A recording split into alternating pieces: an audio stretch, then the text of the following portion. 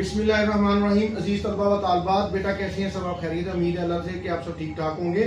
अच्छा, बच्चों के बार बार जो व्हाट्सएप पे मैसेजेस आ रहे हैं, कॉल्स में मैसेज आ रहे हैं कि जो फार्मेसी काउंसिल की बैक टू बैक जो डेट शीट्स आई हैं उसने बच्चों को काफ़ी ज़्यादा जो है थोड़ा सा डिस्टर्ब भी कर दिया और कंफ्यूज भी कर दिया है कि बच्चों को समझ नहीं आ रही कि हमारे कौन से पेपर कौन से सेशन के होने हैं।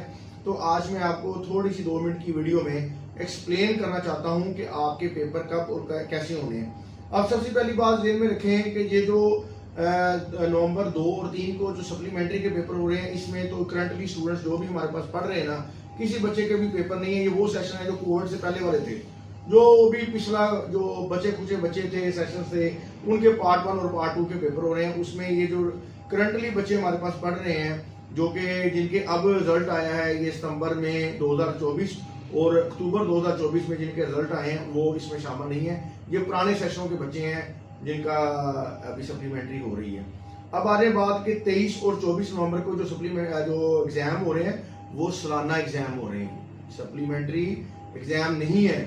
23 नवंबर और 24 नवंबर को जो 2 पेपर हो रहे हैं, जिसका नाम कौन सा लिखा है 28th एनुअल और 25th एनुअल, ये फर्स्ट ईयर और सेकंड ईयर के एनुअल पेपर हो रहे हैं। अब एनुअल पेपर फर्स्ट ईयर के किन के हैं?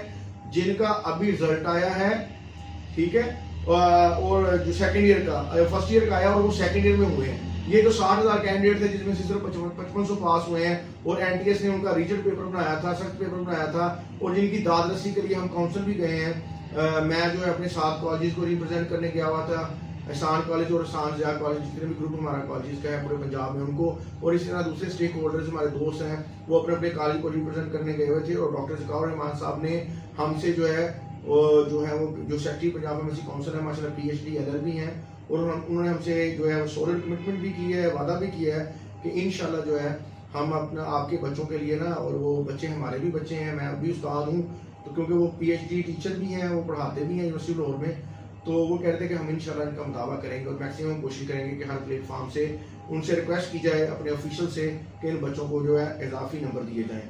उन तमाम बच्चों के जिनको जो कि अभी पास हो चुके हैं, जिनका केस अभी चल रहा है कि उनको इजाफी नंबर मिलने कि नहीं मिलने, उनके कुछ क्लास फेलोज पास भी हो गए हैं, ठीक है। वो जो पास हो गए हैं उनका सेकेंड ईयर का पेपर है 23-24 को, और जिनका पोर्टल पे नाम चढ़ाया था हमने 2023 में, जिनका रिजल्ट आया था मई 2023 में मैट्रिक का रिजल्ट आया था, और जब से कॉलेज का सिस्टम ऑनलाइन पोर्टल पे चढ़ा है, उन तमाम सेशन के जो कॉलेज के बच्चे हैं, रहीमिया खां से लेके और रावलपिंडी तक, वो तमाम बच्चों का जो पेपर होगा वो बेटा 23 और 24 को फर्स्ट ईयर का होगा। एक फर्स्ट ईयर एनुअल हो रही है और एक सेकेंड ईयर एनुअल हो रही है। फर्स्ट ईयर एनुअल वो हो रही है जिनका रिजल्ट आया था मैट्रिक का 2023 में, और उन्होंने 2023 में अपने कॉलेजों में एडमिशन लिया था, और उनका सबका डाटा जो है ऑनलाइन कॉलेज ने पोर्टल पे चढ़ाया था।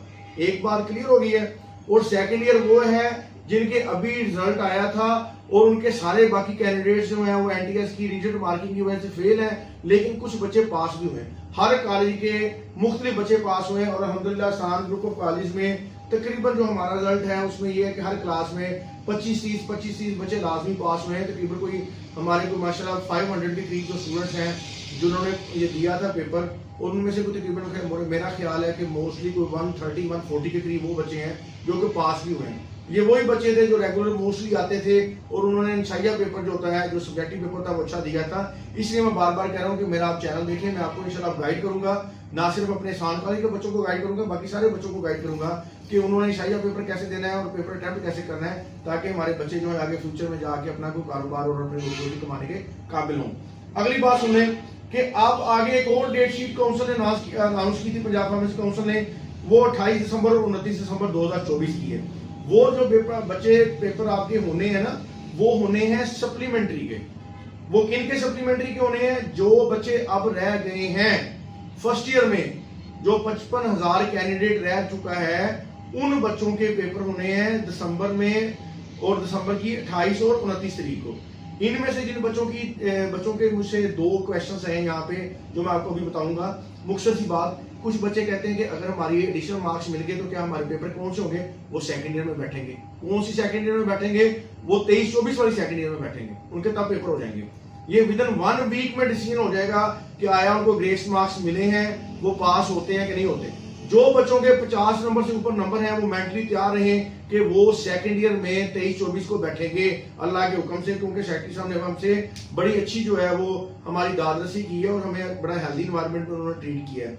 दूसरी बात कि सिर्फ फॉर एग्जाम्पल खुदा ना खासा उन बच्चों के अगर नहीं आते, 60 नंबर पूरे नहीं होते और वो फेल हो जाते हैं, यही 55,000 बच्चे जिनका भी मसला चल रहा है रीचेकिंग का और इजाफी नंबरों का, इन्हीं दोस्तों के, इन्हीं बच्चों के अगर वो नंबर पूरे नहीं होते और वो बेचारे सक्सेसफुली सेकेंड ईयर के पेपर नहीं अटेम्प्ट कर सकेंगे तो उनकी सप्ली होगी। फिर क्या होगी? उनकी सप्ली होगी और उनकी सप्ली का जो रिजल्ट है वो टाइम है वो है 28 दिसंबर और 29 दिसंबर, पेपर ए और पेपर बी का।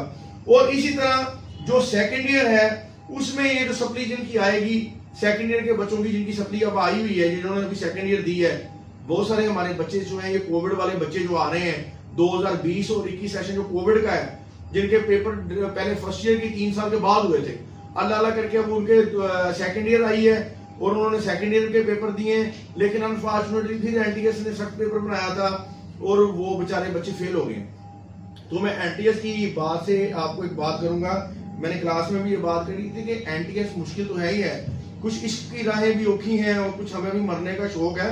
एनटीएस डेफिनेटली एक मुश्किल पेपर बनाता है, लेकिन हम भी तैयारी नहीं करते। जब हम तैयारी नहीं करते तो डेफिनेटली चीजें जो है वो सिनर्जिस्टिक इफेक्ट हो जाता है। सिनर्जिस्टिक मीन के दो चीजें इकट्ठी मिल जाती हैं, हमने अपनी भी नेग्लिजेंस की और ऊपर से पेपर भी मुश्किल आया, दोनों चीजों ने मिलकर हमें फेल कर दिया।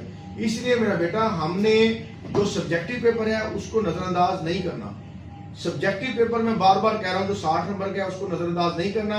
जो 12 क्वेश्चन आते हैं, 5-5 नंबर का एक क्वेश्चन है, वो इंशाल्लाह हमने अटेम्प्ट करना है और हमने कोई चीज भी छोड़नी नहीं है। मजीद आपने चीजें सीखने के लिए, इंफॉर्मेशन के लिए वो जो चैनल है उसको सब्सक्राइब भी करना है और उसको लाइक भी करना है। इससे ये फायदा होगा आपको कि आप जो है एक 14-15 साल जो टीचर है उसकी गाइडेंस आपको फ्री एक डोर स्टेप पे आपके घर बैठे मिल जाएगी। वो कहते होते हैं कि अंधे को 2 आंखें, आपको और क्या चाहिए कि एक पीएचडी बंदा आपको जो है आपके घर के डोर स्टेप पे बता रहा है। और मेरा यूट्यूब की तरफ कन्वर्ट होने का मकसद भी सिर्फ ये है कि मैं इस अपने शोबे की जो है सलाह कर सकूं और अपने बच्चों के लिए कोई खिदमत कर सकूं। पहले हम व्हाट्सएप ग्रुप्स के अंदर रहते थे और व्हाट्सएप ग्रुप्स में हम सिर्फ अपने कॉलेज के जो बच्चे हैं उन्हीं का ही जो है वो चीजों को देखते थे, बाकी बच्चों को नहीं देखते थे।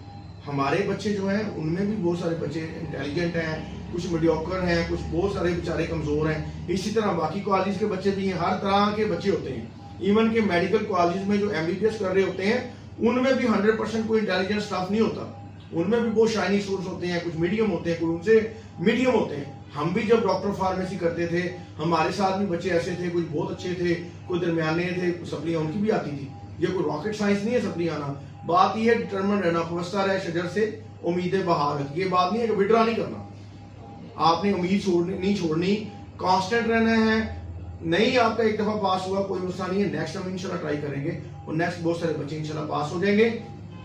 अगेन मैं आपको बात करूंगा कि सारे का सारा ये बेनिफिट आप लोगों को है।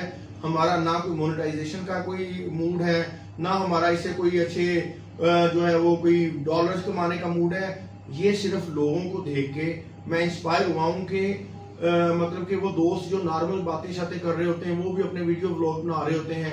इसके अलावा जो हमारे दीनी हजरात हैं, हमारे मुफ्ती साहब हैं, वो भी ये काम कर रहे होते हैं, लोगों से फायदा उठाते हैं। उसकी एग्जांपल मैंने पहले किसी जो मिर्जा मोहम्मद अली साहब जो हैं उनकी भी दी थी, इंजीनियर मोहम्मद अली साहब जो हैं। इसके अलावा डॉक्टर सरार हैं, डॉक्टर जाकिर नाइक हैं, मुफ्ती तकी उस्मानी साहब हैं। इस तरह अगर हमारे दूसरी तरफ चल जाएं तो हमारे बहुत सारे जो हैं ये मीडिया के लोग जो हैं वो भी ये काम यूज कर रहे हैं, इस्तेमाल कर रहे हैं इस प्लेटफॉर्म को। फिर हमारी जो न्यूज़ चैनल और एंकर हजरात हैं वो भी इस चैनल को, इस मीडिया को, इस सोर्स को यूज करते हैं। तो भी एक मेडिकल स्टूडेंट्स जो है हम पीछे थे, हम इस चीज को इस्तेमाल नहीं करते थे। तो अब जो है आर्टिफिशियल इंटेलिजेंस का दौर है, एडवांस दौर है, आईटी का दौर है, तो हम इस चीज को पॉजिटिव क्यों नहीं लेके चलते? जहां से हमें इसकी पॉजिटिविटी मिलती है हमें उसकी पॉजिटिविटी लेनी चाहिए। मैं अपने लेक्चर्स अपलोड करूंगा, मैं अपनी लैब्स अपलोड करूंगा, ना सिर्फ फार्मेसी टेक्नीशियन के बच्चों के लिए बल्कि डॉक्टर फार्मेसी जो हम करवा रहे हैं उनके बच्चों के लिए भी। Dispenser, MLT, OT, radiography, dental technician, ये सारे आगे हम नर्सिंग लेके आना चाह रहे हैं अल्हम्दुलिल्लाह। तो हमारे नर्सिंग के जितने भी डिसिप्लिन होंगे, जैसे ही मैं ऑफिस में लेटर आएगा तो हम उसकी बाकायदा क्लासेस स्टार्ट कर देंगे। तो हमारी जो है डॉक्टर साहबा हैं, जो एमएसएन हैं, तो वो आपको जो है वो गाइडलाइन दिया करेंगी इसी तरह। तो इस तरह करके इंशाल्लाह एक भरपूर आपको जो है हम Ehsan college of health sciences and professional studies और Ehsan Zia college of health sciences and professional studies जो है हमारे जो पंजाब के पूरे ग्रुप्स हैं वो आपको फैसिलिटेट करेंगे और आप तमाम बच्चों से, चाहे वो हमारे कॉलेज के हैं या अदर कैंपसेस के हैं या अदर कॉलेज के हैं, उन सब से यही रिक्वेस्ट है कि जो पॉजिटिव एस्पेक्ट्स होते हैं किसी चीज़ के उसको अडॉप्ट कर लेना चाहिए। हर चीज़ पे क्रिटिसिज्म अच्छा नहीं होता। कुछ चीज़ें जो होती हैं वो सदका जारिया के तौर पे भी की जाती हैं और एक खुदा तरसी के तौर पे भी की जाती हैं और एक अपनी सोसाइटी में अपने बच्चों को बेटरमेंट और अपने बच्चों की बेहतर फ्यूचर के लिए भी की जाती हैं। क्योंकि मैं खुद फार्मेसी प्रोफेशन का हिस्सा हूँ और मेरी जो ना हार्ट मतलब दिली ख्वाहिश है, मेरे अंदर की इनर विश है कि ये जो मेरा प्रोफेशन के बच्चे हैं ये ना तो बेरोजगार रहें, ना ये फेल हों, बल्कि ये जो है अल्लाह खैर करे ग्रो करें और ये हमारे मुल्क का नाम रोशन करें। और इवन के जो बच्चे पाकिस्तान से बाहर जाएंगे, जब वो पाकिस्तान ज़ेर मुबादला भेजेंगे तो इससे हमारा पाकिस्तान तरक्की करेगा इंशाल्लाह। डीई वाले बच्चे पाकिस्तान से बाहर जा सकते हैं तो आप क्यों नहीं जा सकते? तो मैं हर एस्पेक्ट आपको बताऊंगा, इसलिए आप मेरा बेटा जो है हमारे साथ इन टच रहें, चीज़ें इंशाल्लाह बहुत बेहतर होंगी। जज़ाकल्लाह, थैंक यू।